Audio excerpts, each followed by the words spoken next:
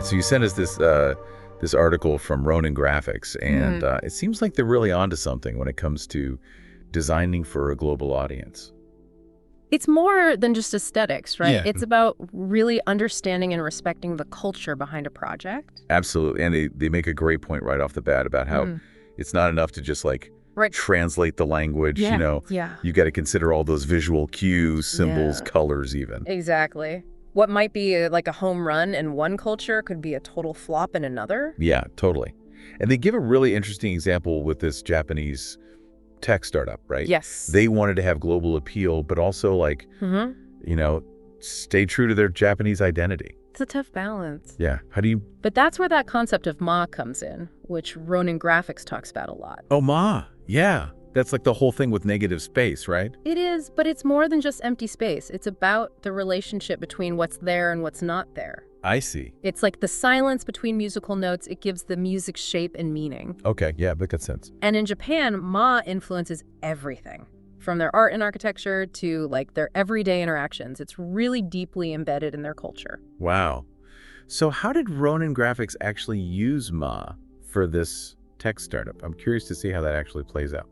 So they were inspired by traditional Japanese architecture and incorporated a grid system reminiscent of those structures into the website's layout. Interesting.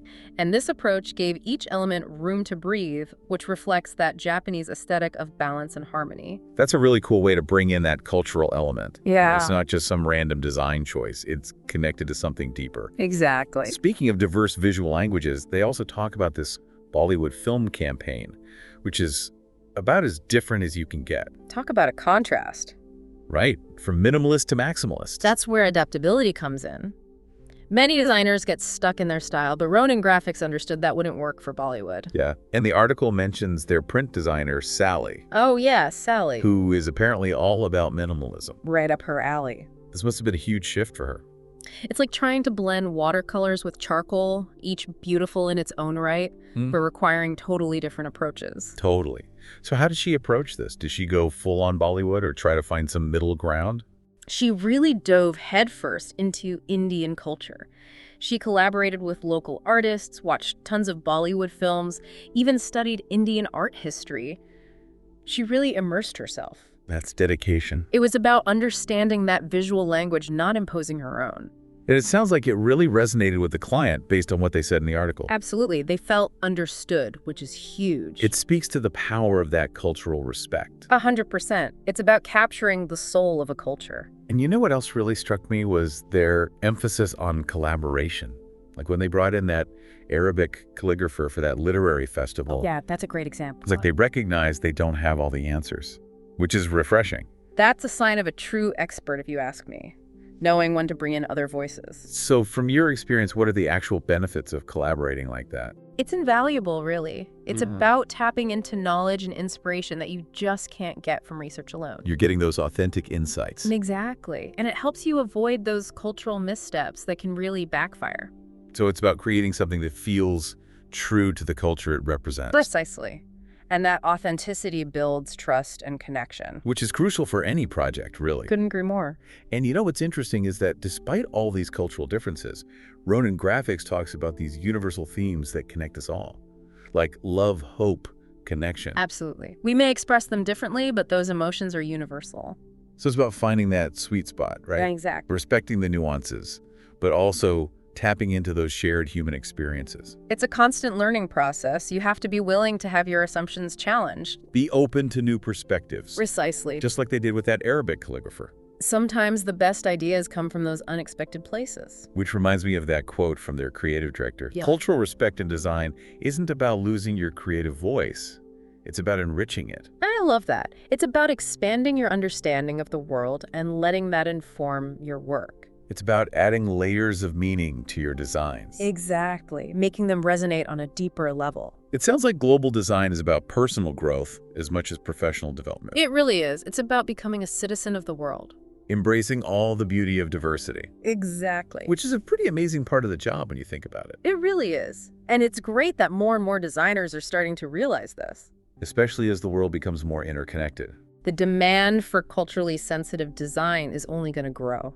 That's both the challenge and the beauty of it. It is, finding those common threads that connect us even in our differences. Exactly. And that's what makes this whole conversation so fascinating. It's about pushing beyond the surface level, understanding the deeper cultural nuances. And using that understanding to create designs that resonate with people all over the world. Absolutely. Designs that can bridge cultures and foster understanding.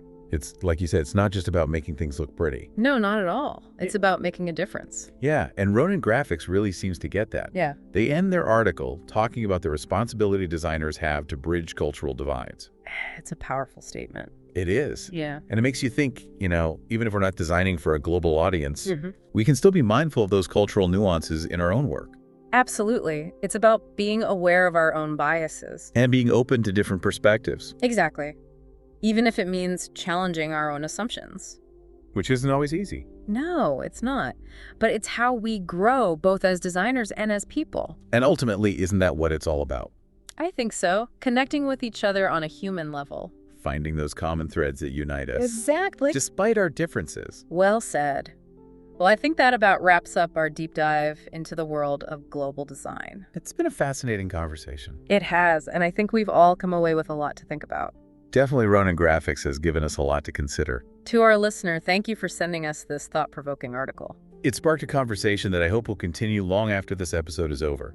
And remember, design has the power to shape perceptions, to influence opinions, even to bring people together. It's a powerful tool. So let's use it wisely. Absolutely. Let's create work that reflects the beautiful diversity of our world. Here's to designing a more connected and empathetic world, one thoughtful creation at a time. Cheers to that.